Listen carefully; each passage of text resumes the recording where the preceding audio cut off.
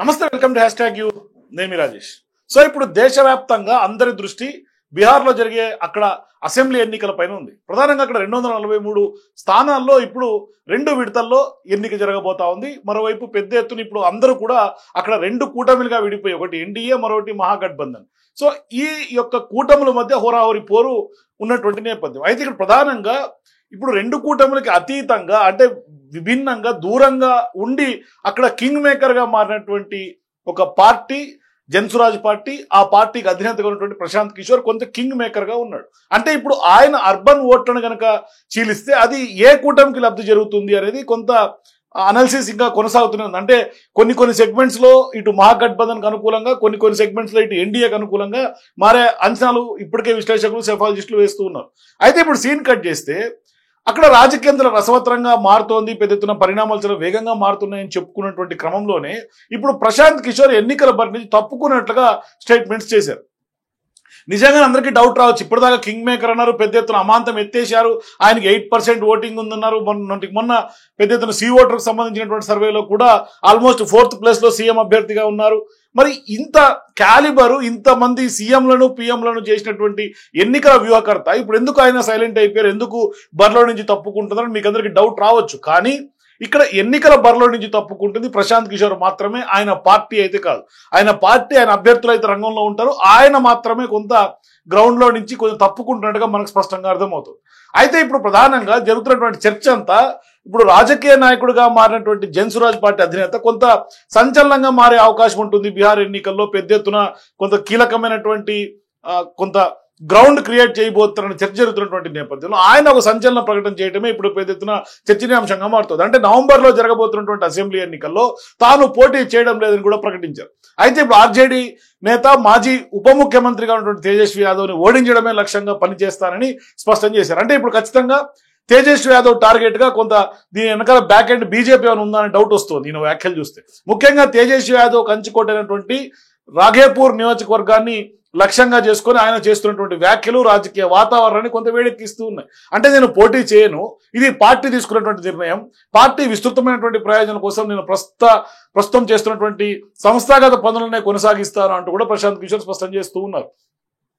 అంటే ఇక్కడ ప్రధానంగా తేజస్వి యాదవ్ పైనే ఆయన ఆ నియోజకవర్గం, అంటే ఆయన నేతృత్వం వహిస్తున్నటువంటి నియోజకవర్గం నుంచి పీకే పోటీ చేస్తారంటూ వస్తున్నటువంటి ఊహాగానాలకి ఈ ప్రకటనతో అయితే ఒక రకంగా తెరపడిందని చెప్పుకోవాలి. అయితే ఇప్పుడు ఎన్నికల బరిలో లేకపోయినా తన పోరాటం తేజస్వి యాదవ్ పైనే అని పీకే పరోక్షంగా చెప్పారు.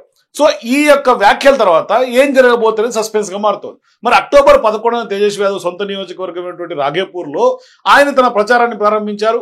ఈ సందర్భంగా ఆయన మాట్లాడుతూ కూడా అమేథీలో రాహుల్ గాంధీని ఎలా ఓడించారో రాఘేపూర్ లో తేజస్వి యాదవ్ ను కూడా అంతకంటే గట్టిగా ఓడిస్తామని కూడా శపథం చేశారు.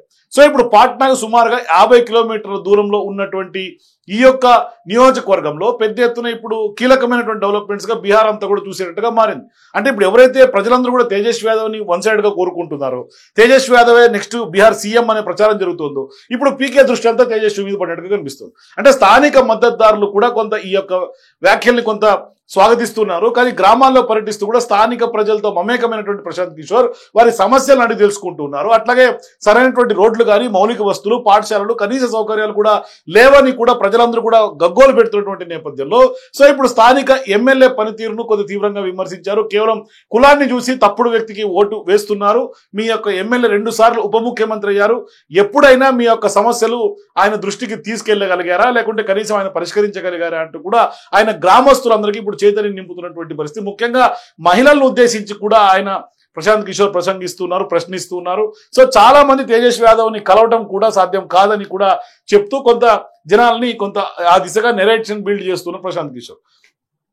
అయితే ఈసారి తేజస్వి యాదవ్ మరో స్థానం నుంచి కూడా పోటీ చేసే అవకాశం ఉందన్న ప్రచారం జరుగుతోందని కూడా పీకే చెప్తున్నారు. కాబట్టి ఖచ్చితంగా పీకే ఇప్పుడు ఈ నియోజకవర్గం మీద ఫోకస్ పెడితే తేజస్వి యాదవ్ కౌంటర్ అటాక్ గా ఇంకో నియోజకవర్గం నుంచి కూడా కొంత ఎన్నుకునే అవకాశాలు ఉంటాయి. మరి బీహార్ ఎన్నికల్లో ఇప్పటికే సీట్ల పంపకం పైన కూడా ఆర్జేడీ, కాంగ్రెస్ నేతృత్వంలో మహాగఠబంధన్ లో కూడా అస్పష్టత ఇంకా కొనసాగుతూనే ఉంది. అధికార ఎన్డీఏలో ప్రధాన పక్షంగా ఉన్నటువంటి బీజేపీ ఇప్పటికే 71 స్థానాలకు అభ్యర్థులను కూడా ప్రకటించింది. అయితే ఇండియా కూటమి ఇంకా పోటీ చేసే స్థానాలపైనే కొంత సిగపట్లు పడుతున్నట్టుగా కనిపిస్తుంది. అంటే ఎన్డీఏకి ఒక క్లారిటీ ఉంది, మహాగఠబంధన్ ఇంకా ఒక క్లారిటీ రాలేనటువంటి పరిస్థితి. మరో 2 రోజుల్లో నామినేషన్ల ప్రక్రియ కూడా ముగుస్తున్నటువంటి సందర్భంగా ఈ యొక్క బుధ గురువారం అంటే ఇవాళ రేపట్లో ఈ అంశాన్ని తేల్చాలని మిత్రపక్షాలు కూడా ఇప్పుడు కరాఖండిగా చెప్తున్నటువంటి నేపథ్యంలో మొత్తం రాష్ట్రంలో 243 స్థానాల్లో కొంత ఎన్నికలు జరుగుతున్నటువంటి క్రమంలో కాంగ్రెస్ గత ఏడాది పోటీ చేసినటువంటి సంఖ్యతో కనుక సమానంగా సీట్లను కోరుకుంటూ ఉంది. అయితే గత ఎన్నికల్లో కాంగ్రెస్ 70 సీట్లలో పోటీ చేస్తే 19 సీట్లు మాత్రమే నెగ్గింది. మరి ఈసారి కూడా తమకే అంతే స్థానాలు కోరుతుంటే మరి ఆర్జేడీ మాత్రం 54-55 సీట్లు మాత్రమే ఆఫర్ చేస్తోంది. ఇదే అంశంపైనే తాజాగా ఇవాళ కూడా సోమవారం కూడా ఏఐసీసీ పెద్దలతో జరిగినటువంటి చర్చల సందర్భంగా మరో 3 స్థానాలు ఇచ్చేందుకు కూడా ఆర్జేడీ నేతగా ఉన్నటువంటి తేజస్వి యాదవ్ కొంత అంగీకరించినట్లుగా కూడా తెలుస్తోంది. అయితే ఇప్పుడు ఆర్జేడీ అధినేతగా ఉన్నటువంటి తేజస్వి యాదవ్కి కాంగ్రెస్ కి ఇంకా కూడా సీట్ షేరింగ్ అంశం ఒక క్లారిటీ రాలా. అయితే తమకు కనీసంగా 65 స్థానాలైనా ఇవ్వాలనేది కాంగ్రెస్ పార్టీ పట్టుబడుతున్నట్టుగా సమాచారం.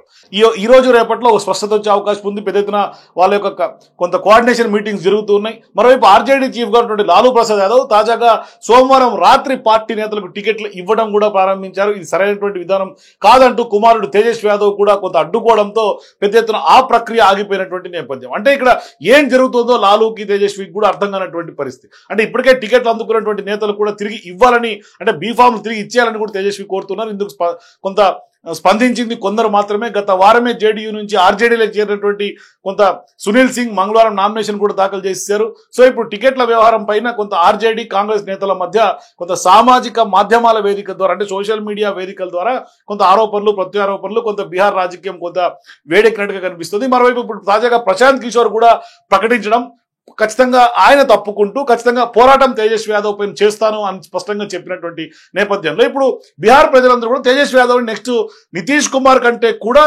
సీఎం రేస్ లో మొదటి స్థానంలో తేజస్వి ఉన్నారు. అంటే నితీష్ కుమార్ పైన యాంటీ ఇన్కంబర్సీ ఎక్కువ శాతం వస్తున్నటువంటి నేపథ్యంలో ఇప్పుడు చాలా మంది ప్రజలందరూ కూడా తేజస్వి యాదవ్ను కోరుకుంటారు. అంటే యువత మరోవైపు ఖచ్చితంగా కూడా హామీలు నిలబెట్టుకునే మనిషి, అట్లాగే ఎప్పటి నుంచో కూడా కొంత తేజస్వి యాదవ్ వైపు కొంత జనమందరూ చూస్తున్నటువంటి నేపథ్యంలో ఇప్పుడు తేజస్వి యాదవ్ని ఖచ్చితంగా కొంత గ్రిల్ చేసే కార్యక్రమాన్ని పీకే తీసుకున్నారు. మరి పీకే గతంలో అనేక స్ట్రాటజీలు వ్యూహాలు రచించినటువంటి యొక్క రాజకీయ వ్యూహకర్త.